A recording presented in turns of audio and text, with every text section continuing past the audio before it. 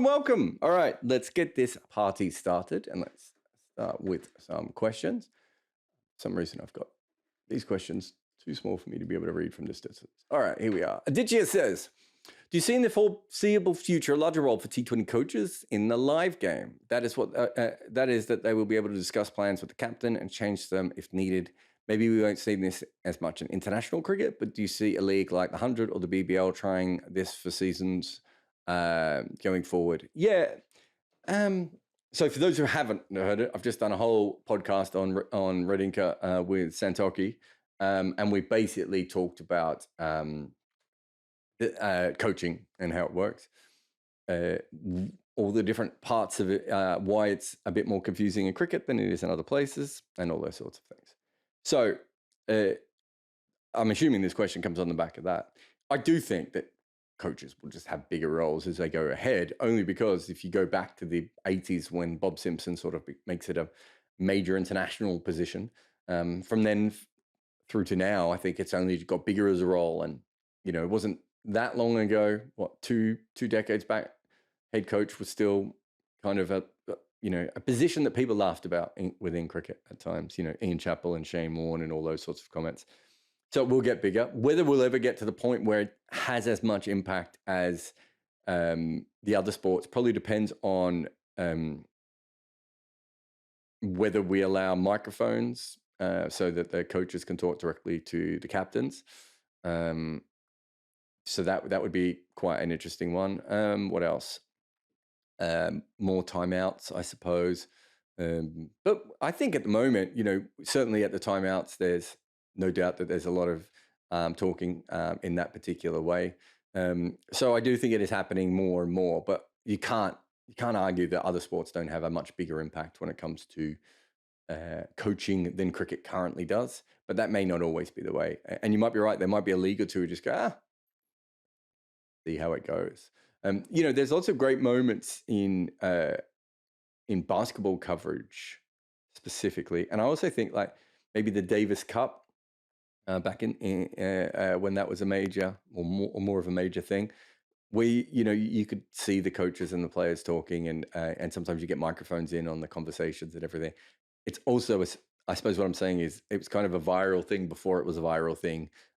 So from a social media perspective, you know, I don't know, your young bowler's gone for 30 runs in his first 2 overs, and the coach wanders on and chats to him, and afterwards they say that you can share the message. Those sorts of things will go viral more and more. We're already seeing teams do that, but afterwards. But imagine doing it in the game and all that sort of stuff in the heat of the moment, or you know, those from that end. I really think that that might be the thing that actually pushes it. Is more, this would be a fun viral thing, or a fun innovative idea. Will says, could the fact that fast bowlers are getting taller be helping Sam Curran due to batters facing less balls from that sort of low trajectory? So him being shorter is actually an advantage now. No, because anyone who's played professional cricket from the age of 12 to 18 has already faced people Sam Curran's height and less. The outliers are the tall guys, especially tall guys at above 80 miles an hour. Those are the real outliers. And so, I mean, there's like a slight advantage just because they're not facing as many will. But as a general point, you couldn't see how it could make a bigger impact than tall bowlers would, just because there are so few of them. You know, there's a chance before you're a professional cricketer, you've never faced someone bowling over 80 miles an hour who's over 6'5", right? You might have faced someone over 6'5". You've probably faced someone over, you should have faced someone over 6'5", and you should have faced someone over 80 miles an hour before you get to the professional level. But the combination of two is probably unlikely unless you happen to be facing someone who's on the same career path as you. So another fellow professional on their way up who's already matured a little bit quicker in terms of height and in pace, because that's the other thing with those bowlers. So I think there's a huge advantage to huge men bowling fast. And I don't think there's as much with Sam Curran. But separate to that, what I would say is in any way, if you have the kind of, what you don't want is a normal, what you don't want is a normal delivery style. So if your arm is low, you want to do really low. If your arm is wide, you want to be really wide. If your arm is high, you want to be as high as physically, one of the highest in the world. All those sorts of little things help. If Sam Curran has the ability to be, I think the average height is maybe 185 centimeters release point. If his is like 150 or 160, I don't know, maybe that is an advantage. I wouldn't think it is though, because I think it feels like to me he keeps quite upright. I haven't had a look at that. If he managed to then bowl a round arm delivery, because he is shorter, and he doesn't have to do it regularly even, but if he has a round arm delivery that he can rely upon, that becomes a bit more interesting for him. Ian says, batting orders are just notional now, aren't they? With Milan coming in at 8 yesterday, or the day before, yesterday when Ian sent the message, I'm sure. Further evidence that number 3 you want when your opening partnership is broken in first over is totally different to your number 3 that you want when you're 10 overs plus. Do you think these scenarios will be where we'll eventually bring in tactical substitutions in T20 cricket? Yeah, potentially. I'm not even sure if we need substitutions. I think we might go towards more of an open ended where you can pick your best 15 or 16 players rather than have specific substitutions. We can never have more than 11 players and obviously more than 2 batters out in the middle, more than 1 bowler bowling at the same time, all those sorts of things. But have that more open. So batting orders are more flexible. They're still not as flexible as you think. There's a lot of players out there who really think that their number is their number. And you could see it in their data more often than not. They don't like to be moved around. The interesting thing I would say, and I've had this conversation with test coaches before and test selectors before, the person that you want batting in the 7th over of a test match if you lost a wicket is also not the person you want in the 60th over. If I've lost a wicket in the 7th over, I really do want another backup opener, right, to go in. If I've lost a wicket in the 60th over and the bowlers are already exhausted and the openers have both made hundreds, I really want my most attacking, brutal player to go in and whip up a quick 70 to completely finish them off by the time the second new ball's around. So they're exhausted, they're mentally out of the game and everything else. And sometimes I won't. Sometimes I'll want the opposite. Sometimes I'll have a wicket in that first over. So I really think that batting order should be position context led. And they were sort of in the early part of cricket, a lot more than they are now. And we sort of got into that whole thing that numbers matter. And they do if you're always going in, at a certain position, means you're going to be more exposed to this and this and less exposed to this and this. So they do certainly impact you, but there are going to be times when you will have 3 different players in your team that should all bat at first drop in a particular game, depending on what has happened in that game. And that's T20 and Test cricket and club cricket and everything in my view. Renee says, when I see left armers bowl, they always seem to bowl too full or too short, and the more attacking the stumps. Do left arm seamers bowl fundamentally different way to right arm seamers? I don't see a Pat Cummins or a McGrath version of left arm seamer. No. So do they bowl differently? Yes. So a lot of it is technical, and it's about your front arm. And I've talked about this a lot with left arm wrist spinners, but it also counts. If you're a left armer and you have bowled between 60 and 70% of your deliveries when you're younger at right-handers, it means that you have to bowl in a different way physically, which means your front arm is probably not quite as strong. You might collapse a little bit more because you're trying to push the ball over to middle and off stump for the right-hander. And because of that, there is a physical change in the way that you bowl. Second to that, left arm seam bowlers generally try and swing the ball in. So they bowl a lot fuller. When you say they bowl straighter, I'm not sure that left arm seam bowlers bowl straighter than right arm seamers do to left-handers, if that makes sense. I've never seen any data that suggests that. But because so many left arm bowlers then best ball is the in-swinger, or traditionally has been the in-swinger, that means they're probably going to bowl a little bit fuller. It's probably going to look like they're bowling at the stumps a little bit more, because even the balls that are going across, even the balls that could go across might straighten a little bit. So I think all those things are completely different to right-handers. The short thing, I think, is you can work this out with Neil Wagner. It is harder to play a bouncer from a left-arm bowler than it is from a right-arm bowler. And the reason is that I'm going to try and do this in a way that the video people understand it, but hopefully everyone listening on the Spotify Live and the podcast also understand. All your trigger movements for fast bowling are trained into you by facing right-arm bowlers, right? So if you think about the sway, and this was told to me by Graham Swan about facing Mitchell Johnson. If you talk about the sway when you're trying to sway back as a bowler is bowling to you, that doesn't really work against a left-hander in the way that it does against a right-hander. And what was happening with the England players is they found that they kept getting hit in the arm, in the left arm, the front arm consistently. And so all the triggers that you have for facing short bowling have to change when you're facing a left-arm seam bowler. And if you have a look at Neil Wagner, there's no way Neil Wagner could do what he had done if he was a right-arm bowler. And that's because it wouldn't have created the same weird angle, and it wouldn't have had that same impact of hitting the batters as much as he did, because batters would have got out the way of it, which wouldn't have bothered them as much. And then, ergo. So almost everyone I've talked to about the Mitchell Johnson spells in 2013, 2014 told me that they were, without question, faster bowlers than they had faced. The problem wasn't just the pace, although he was obviously up there. As, most of them had him as second or third quickest they'd ever faced. It was about the direction of being a left armer, and then also the fact that he was a slightly different left armer because he was coming from a lower angle. And so all those different things are different to right-handers. Your point about Cummins McGrath, yeah, I mean, we are starting to see super skilled left-arm seam bowlers. It'd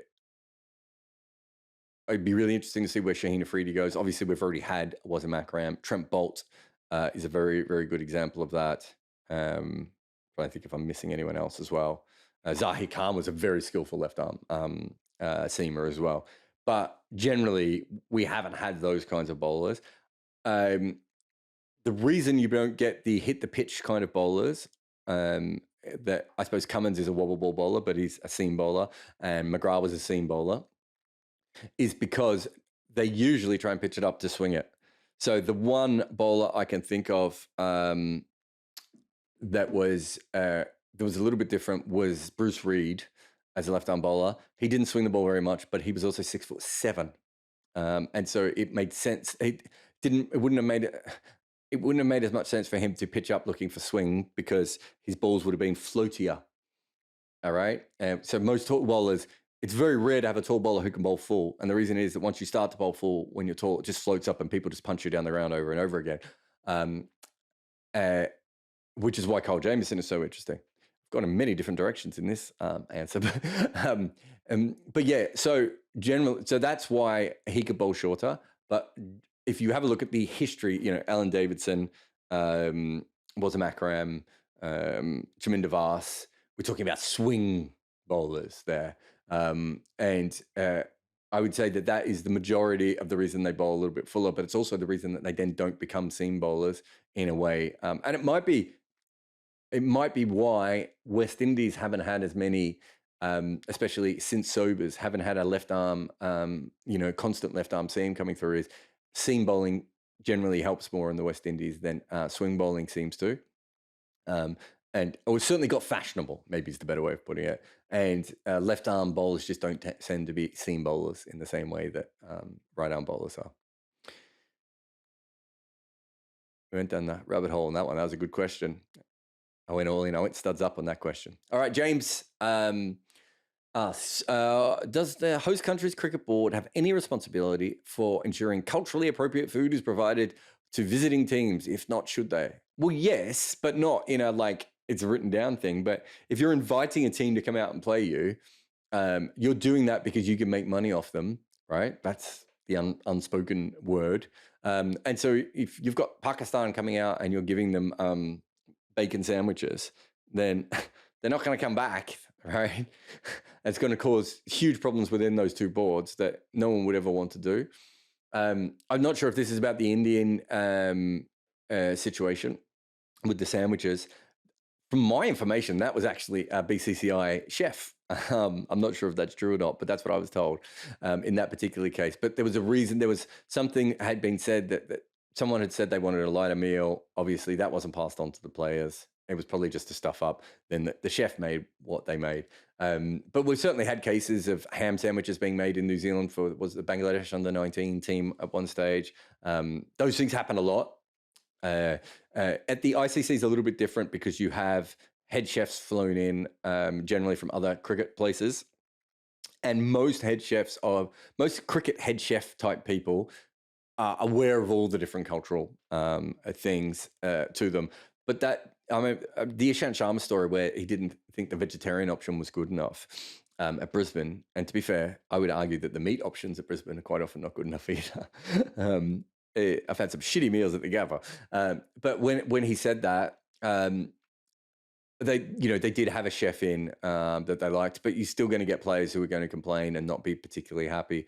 But he went out to get food and that caused a problem. So we have had a few occasions of that happening. I eat the food that players have had when I've worked with teams.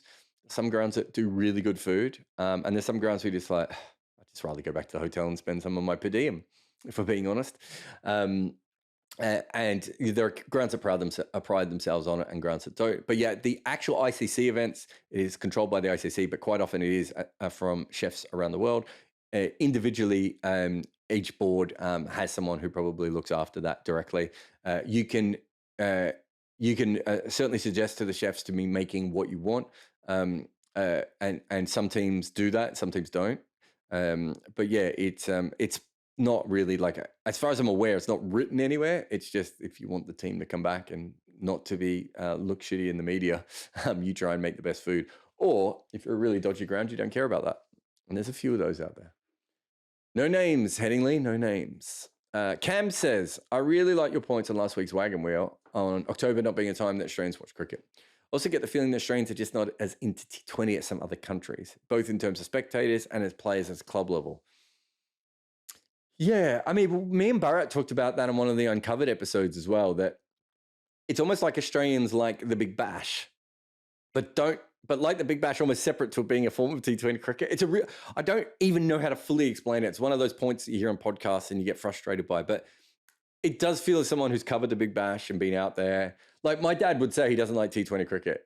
He watches like 80% of the Big Bash games, right? Like it's nonsense that he doesn't like T20 cricket. He's watching all this Big Bash, and I think there is a bit of an element of that in Australia. It doesn't feel that there's certainly a young breed of Australian cricket fan who really, really like T20 cricket, but they seem to be in a massive minority. Whereas in England and in India and in Pakistan, I have noticed far more people who seem to really love T20 cricket.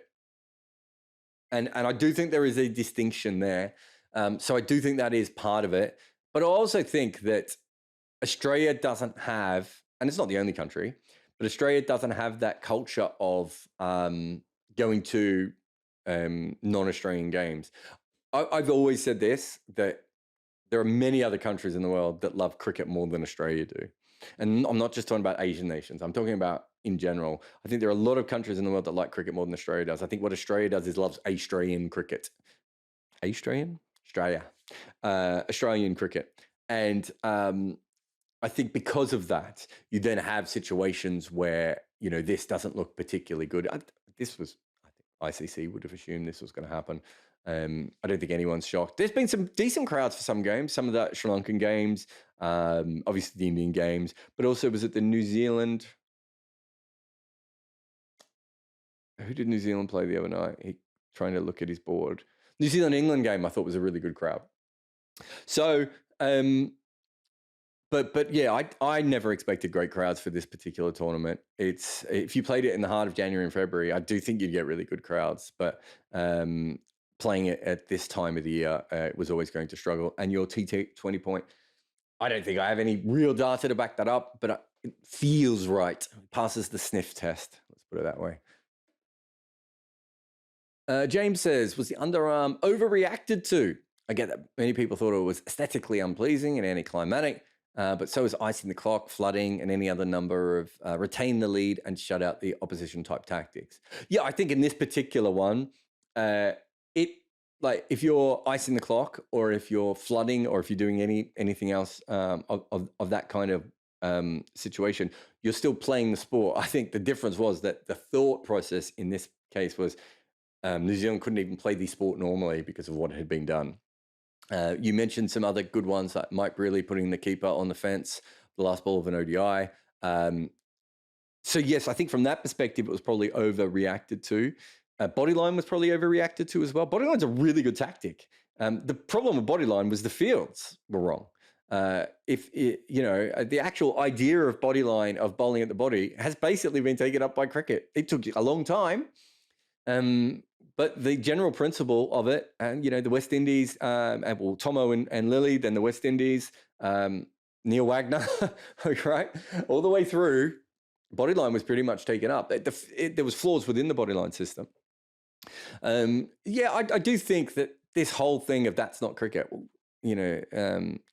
that phrase. So the first time someone said, "that's not cricket," where it was sort of publicly recorded and became a big deal, was when someone played the forward defense. Right. The next time that's not cricket became a really big deal was when people bowled overarm. So we're talking about normal parts of the game. The bouncer. Oh, that's not cricket. So I do think that there is a big overreaction. Part of it is in the nation by nation basis. Part of it is the Commonwealth aspect. Part of it is the relationships between some of these countries. England doing it to Australia and Australia doing it to New Zealand. These things matter, right? From a colonial point of view, from a geography point of view, from a history point of view, all those sorts of things. GDP point of view probably as well. So I do think that all of those things play a part in it. But yes, I would say that it was overreacted to. I would say that the ball tampering, the sandpaper gate was overreacted to as well, though. Cricket has always, you could say that the match fixing has always been overreacted to. So I think that those things have always been involved, and there is a clutching of pearls that comes with cricket.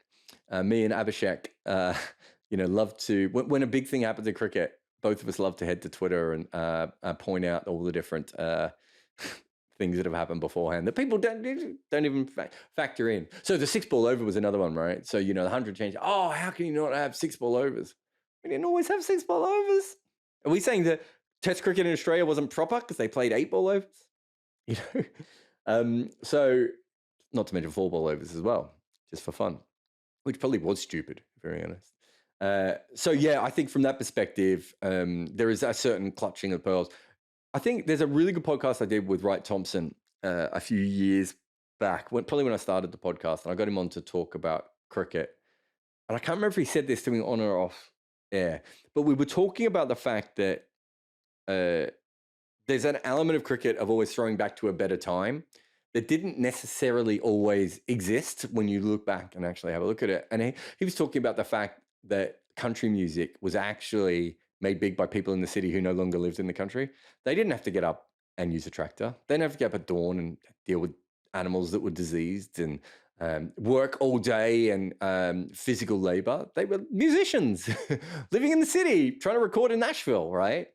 I'm maybe oversimplifying some of that, but the basic thing is, and cricket's very similar. And Wright had written a piece about cricket when it first started. People said, and this is in the 1800s when Test cricket is becoming big. Oh, no one will ever go to a game that goes for 3 days. No one has the time, right? It's the same argument we have now, and you can go back. All those things are exactly the same, and yet we look back and go, "Oh, back in those days, people just had more time." Did they? Did people in the late 1800s have more time to take days off work and go and watch a cricket? In England? In Australia? Then later in the early 1900s? In India? In Sri Lanka? Well, Sri Lanka's probably different because they were late. But do you know what I mean? In the West Indies, right? I've got very high on my voice here. But the point is that there is this sort of natural pearl clutching and nothing ever changed. And It was better in the old days thing of, and cricket, and I would say that if you look at the majority of cricket reaction, when people are really upset about something, what they are saying is, this isn't what it was like when I was between the age of 12 and 18. And music and movies are exactly the same. And as someone who's a fan of all three, it is hilarious to watch all the same groups be really, really annoyed. Rap was better in my day. Was it? Was rap better in the 80s and 90s? I would say that rap is fundamentally, technically more sound now. I'd say that the different kinds of rap that you can listen to are way better. I'd say that women and other cultures, non-English speaking cultures, have completely taken rap to different levels, not to mention that and it's kind of the same right across the board, and that's not how we look at it. And I think that element of cricket comes back into when someone bowls underarm, on the last ball of a game, and it ruins it. And it's like, oh, this is the end of the world. Look, cricket's finished now because one player did something a bit dickish, right? And then actually, it ended up just being a bit of a punchline for Australian and New Zealand culture. Renee says, thoughts on Sarfaraz Khan, averaging 83 at a strike rate of 70 in first-class cricket. Yeah, he looks phenomenal. I haven't done a deep dive into his video, but I really want to at one stage and just go back and have a look at how he plays. Obviously, we have seen first-class players have very good records in over a few years in their career. That doesn't mean it's necessarily going to transfer to international cricket. But I mean, he's fantastic. I think India are just going to unearth more and more players like this as the game opens up. Kennedy says, in terms of how well a country is doing on a macro level, do you think it is mostly down to GDP per capita and how many people in that country participate in cricket, or are there other factors that influence? I think there's probably a bunch, Kennedy, if we're being honest. Number of people playing the game, GDP, facilities for cricket specifically, how much cricket knowledge is passed down. All those things matter. But, you also look at somewhere like Namibia, which is a German colony next to South Africa, who's gone on to be good at cricket, don't have many players. So I suppose there are intangibles within that. I think conditions play a part in all those sorts of things. I think you're probably better to come from a nation that produces pitches that bounce high than bounce low if you don't have a lot of cricketers. And by that, I mean it is easier to adjust to the ball bouncing low than it is the ball bouncing high. So there are probably little things within that are quite interesting. But yeah, I think having a proper cricket culture, I wonder if Netherlands and Denmark, part of their problem was not that they weren't producing talented cricketers, but that they didn't have that cricket culture that had been inbred by being colonies of England, which meant that they produced a good cricketer in a vacuum, and they didn't have the ability across the whole area of, I was taught how to bowl a wrong-in when I was 12, right? And, little shibboleths of cricket that I was taught really early on that you only get to learn if you come from a really good cricket culture. And I wonder if places like Denmark and Afghanistan and Netherlands, that's one thing that holds them back just in little things. I've told the story before, but 2015 World Cup, the Afghanistani bowlers are being taught to bowl cross seam. That was something that we were taught with the old ball, when I was 13 probably. So I do think there's a big part of that.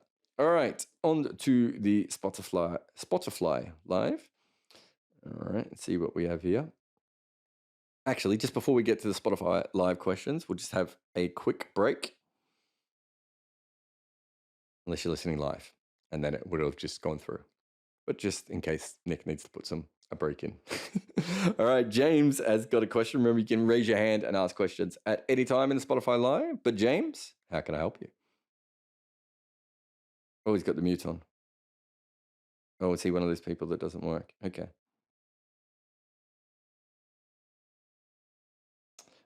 James says, how do you rate all the specialist captains this World Cup? Rank their contributions. So by specialist captains, you mean captains who are in the side not to do anything else? Do you have any of those? I don't think we have any bright, really captains. As far as captaincy, I think that this has been a World Cup that is perhaps more to do less with captaincy and maybe has more to do with coming in with the right 11 and also realizing that the conditions are going to be completely different to how you probably originally prepared. Not to say that there isn't some captaincy on the fly, and we've certainly seen some teams get, Josh Butler probably should have had a stronger word with his bowlers in Melbourne. I'm trying to think if there's any other teams that perhaps have had similar sorts of situations like that. We just think you're bowling the wrong length or the wrong line on this particular pitch. But yeah, I haven't thought about this as a captaincy led World Cup so far. I have thought of it more as a getting the right 11, and then also being, having someone like Nagidi and just going, don't bowl solo balls today. Yeah, and it sounds really simple, but it really is the sort of thing that it needs to be more than the captain going up to you halfway through your second over and saying that, right? And so that's not a captaincy thing. I think that's an overall preparation thing. But there have probably been little things. There's been a couple of small boundaries at times, and we've seen certainly some teams handle them better than other teams. So I do think that those things have come up, but I don't think specifically, as far as I'm aware, captaincy has played as big a role. It feels like people have talked about it less in this World Cup. Maybe that's just because the conditions have dictated that. Remember, if you want to ask any questions, just put your hand up in the room. And we can get to them. I've probably got about another 15 minutes or so. So if you do have a question, feel free to raise your hand and ask. See if there's anything else. What else have I been working on? So you've been working on this big Pakistan piece about. Essentially, it's about small sample sizes and how in the state of in the space of 3 games over 2 World Cups, they went from looking like the best team in the World Cup to one of the worst teams in the World Cup. And obviously, neither is true. They are one of the best teams in the World Cup, but they maybe weren't quite as good as their original 5 games looked in the last World Cup. And they obviously weren't as bad as they looked in those 2 embarrassing losses to India and Zimbabwe. So that's something that I've been working on quite a bit. I want to do something on Letting Das as well. And I've still got this idea about fast bowlers that I've been looking at. And I'm trying to think of exactly what it is. The best way of explaining it. I mean, I've got a feeling that we're probably at the time where we have the highest level of consistent pace than we've ever had before. I think Mark Wood and Anrik Nortje's speeds are a very good testament to that. So that's something I've been working on. Bhaskar, are you there, man? Hey, Jared. Hey, what's your question? So I was thinking about both Mark Chapman and Tim David, right? They actually made the careers in playing for Hong Kong and Singapore, and then they actually broke into the Test playing nations. So would you think that there would be more players in which countries where there's a chance of these players coming? Because we've already seen that Rolf van der Werve and other people, a lot of these West Indies players playing for US and associate and going from a Test playing nation to the associate or a smaller nation. But now at least these 2 players have come through playing for associates, right? So are there any other countries you think whose cricket development is strong enough where they can actually produce maybe a test playing or a player when they grow up in a smaller country? Yeah, we've actually had a few players go from associates to major teams. Dirk Nanas was another one. Hayden Wilkes Jr. Owen Moore, well, a few Irish players as well. So it probably happens more than we give it credit for. So, I mean, Ireland certainly, not that it will matter now that they are a test playing nation, but Ireland was certainly a team that were producing players like that. Afghanistan probably produced players that could have played for Pakistan as well. But there was obviously Rashid Khan certainly lived in Pakistan. I don't know what his legal status was and how all those sorts of things work. And I'm not even sure if he knows. I did big research on him recently. I'm not even sure if he knows if he was born in Pakistan or in Afghanistan, because his family went back and forward so often. So Pakistan would have been pretty handy if they had Rashid Khan in their side. So yeah, I think it will happen. I think through the franchise system, we're seeing with the Fair Break tournament in the women as well that. The problem isn't talent. As I said, part of the problem is the development. So Max O'Dowd's a really interesting one. Max O'Dowd, born in New Zealand. His father is a professional cricketer. He spends about 6 years of his life between the age of 6 and 12, I think he told me, in the Netherlands. goes back to New Zealand, develops as a young adult, and then ends up back in the Netherlands playing cricket for them. If he doesn't go back and he stays in the Netherlands, he's still got a father who's a cricket coach. There's still cricket in the Netherlands. Do we think Max O'Dowd would be as good of a player now as he was playing on the fringes of New Zealand professional cricket? Don't think he would have been. And so for players like that, it is important for them to be in that better system. However, for someone like Rashid Khan, that clearly wasn't a problem. He's, with all due respect to Max O'Dowd, he's not Rashid Khan. He doesn't have that level of talent.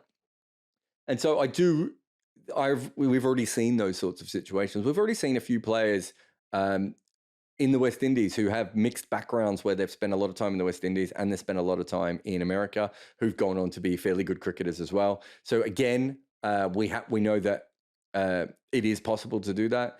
As cricket grows in these other countries, though, there's absolutely no reason why that can't happen. I think you're probably more often than not looking at freak skilled players.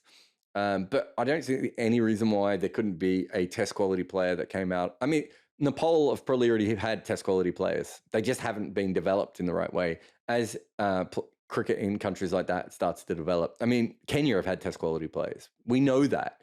So it would be silly to think that that wouldn't happen in the future as cricket gets more and more global, especially as franchise cricket starts to look for those sorts of players and develop them. But there's absolutely no doubt, Paras Kadkar and Sandeep Lamachane and those sorts of levels of players, Steve Tokolo in Kenya.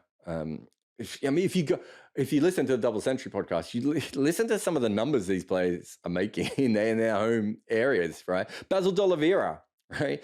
In some ways, he played in a country outside of cricket. Yes, there was cricket around him, but he wasn't allowed to develop against the best quality players.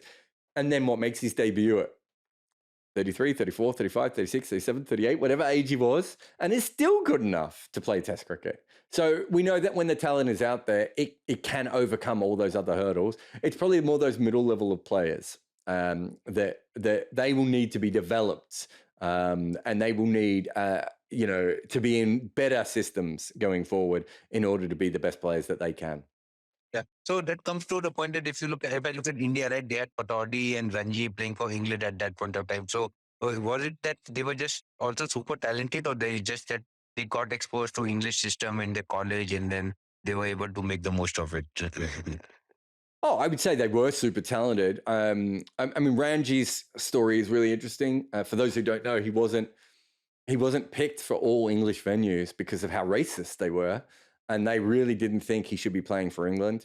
So think about how talented he must have been naturally in order to break through to play for England at all, right? So his particular situation, I think, is even more. But there were other players, of course, as well, that would go on to play for England after that as well. Again, I think they would have had to have been massively talented. Cricket was very... the quality of cricket in India was very low in that, until they become a test playing nation, really, and things start to get a little bit more organized. But that doesn't mean that the talent wasn't there, right? The most talented women's cricketer in the world could be born in Bulgaria and might never pick up a bat, right? I mean, that's the truth of how these things work. And it's, you're starting to see with, I suppose basketball, but football before it. Rugby is another one where, as they start to develop these sports in other countries, you're starting to see the best players in the world come from very random places. The last two MVPs in the NBA are from Greece and from Serbia. And one is a refugee in Greece, and the next one could be from Europe as well, in Luka. It's a similar thing when you look at, Egyptian players in football, right? Talent isn't the problem. It's getting them into those systems. I think that cricket is, especially cricket with batting, it's a really hard thing to get good at if you don't come from a culture that sort of helps grow you. And, one of the best examples of this, and there are elements of racism involved in this as well, but one of the best examples is that South Africa haven't really had problems finding young black bowlers, right? Because you've got someone who's 6'5", you can give them the ball, show them what to do, and they can bowl really quick. developing batters is a really tough thing. And you can go back to the way that Sri Lanka develops batters, the way that South Africa develops batters, the way that England develops batters. The players from the better backgrounds with the better facilities when they're younger tend to be batters, and the guys from the coal mines tend to be bowlers.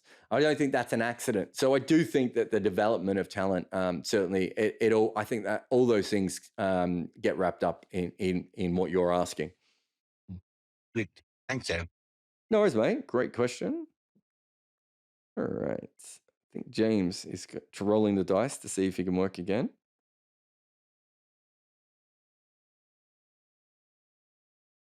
Oh, he hasn't really come up.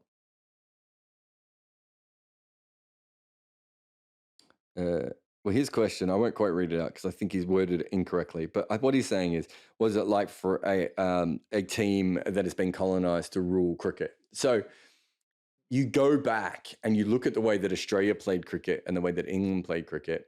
There is absolutely no doubt that it was a huge thing on Australia's mind for a long period of time, that beating England specifically meant something to their national identity, right? And if you go forward, you can see that kind of everywhere, right? It means something in South Africa, it means something in India, it means something in all these different countries.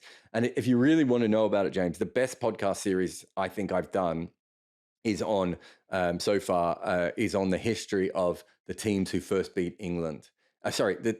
When nations first beat England, you can really see what these wins meant to some of these countries. Some of them not so much, weirdly, but some countries it just meant so much to beat them, and it really is a big deal. It's funny. I put a comment in one of my pieces the other day about it means, when Ireland play England at sport, it means something because of the oppression. And an England person got really, we didn't oppress the Irish. It's like, that's not how the Irish felt, right? The vast majority of Irish people did not feel that way. And that history is passed down to you. When I was growing up, it was passed down to me not to trust English people from Irish Australian family members, right? These things are passed on. And so it is a huge deal for any of these countries to beat England. Then in the case of India specifically, but also if you look at Pakistan when they became number one in the world, it's huge to then have that level of respect and power and success within the game. And when Pakistan won the World Cup and with Sri Lanka won the World Cup, you see this, it really does mean something else to these nations. And so it is a huge thing, and it's baked into cricket, and we'll be there until one day we move beyond it and we get more teams in and all sorts of things. So I don't think you can ever underestimate that of the way that it's taught. And not everyone in those countries feels that way, right? Especially now where, you have people who grow up in India, but maybe they move to America to study and they have Pakistani friends, and then they end up, living in Kenya or something and working, with a bunch of Sri Lankans and English people. And, the world is much, or they develop all these friendships just from online and all this. So it is a little bit different now than probably what it has been. But that's that colonizing thing. It's still there, and I think you still certainly see that in certain fan bases, and even the more mature ones like Australia. I think it's there. I think it's there in South Africa, and those are the two oldest cricket fan bases, right? So it certainly rears its head in those situations. And the whole way that cricket has worked, I think, is very, very fascinating from that perspective. What else do we have here? And Keshav has just said, is India confused with the slot that they switch between Akshar and Huda without utilising them fully with bat and ball? No, because they're doing it.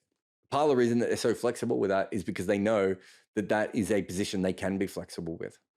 So they're trying to get the best matchups available for them, but they're also aware that may not happen. But in that particular game, they'd rather have the left-hander who can bat down the order. In the other game, they want the off-spinner who can bat slightly higher up the order. That's the way that they're looking at those sorts of things. Yeah. One last question, just from James. It says, how do you rate Zampa? Is Agar better? I think Zampa is more impactful and is going to take wickets more. I would prefer, I feel more comfortable as an Australian fan watching Zampa in the team than I do with Agar in the team. However, the last couple of years, Agar's figures are so good that it's getting harder and harder, I think, for Australia to continue to pick Zampa with Agar's batting and with Agar's fielding. Agar is like an athlete who plays cricket. He's not particularly highly skilled at any one point of it, whereas Zampa is a cricketer and he's very highly skilled at that one thing he does. And he's tried really hard to get better at batting, and he's not ever going to be. Whereas Agar has pulled himself into a low-level bowling all-rounder. You know, I don't think he's ever going to bat number 7 in a test match, consistently. He might be able to do it in a pinch. The idea of him ever batting at number 7 for Australia, which I know a lot of people, it's not bad out by the numbers. I think he'd be destroyed as a number 7 in test match cricket. But as a handy number 8, definitely, especially with Cummins and Stark around it. Whereas Zampa is really highly skilled at one particular part of the game. But it does give Australia the ability to spin the ball in both directions, which Agar does not. And I think and also wrist spinners, I think Australia just trust wrist spin more than they do finger spin. And so I think there's a few different parts of that. And I think the fact that Agar didn't really burst in even when Langer was there, and Langer had a little bit to do with his development, was a huge Agar fan before any of us even knew who he was. I think tells you that they're probably never going to make that move 100%. But yeah, I definitely, I do think on numbers, it's getting more and more interesting, that discussion. But when in doubt, Australian state leg spinners. That's probably the best way of putting it. Anyway, thank you to everyone. Another good chat. Enjoyed it a lot. If you have a chance to come over and see World Cup Mood Board and you want to ask more questions, you can ask them on the YouTubes as well. But huge thanks to everyone for coming on here for the live today, but everyone who listens to the podcast as well. Lots of great things going on at 99.94. We've got the Australia podcast out now. Obviously, Mitchell Johnson's podcast is out as well. And lots of just cool things that are coming. We're hoping to launch at least one more podcast by the end of the World Cup, although running out of days at this point. But certainly there's a lot more shows coming, and they will be happening very, very soon. But thanks to everyone for asking questions and everything else, and support us wherever you can. I'll talk to you again very soon.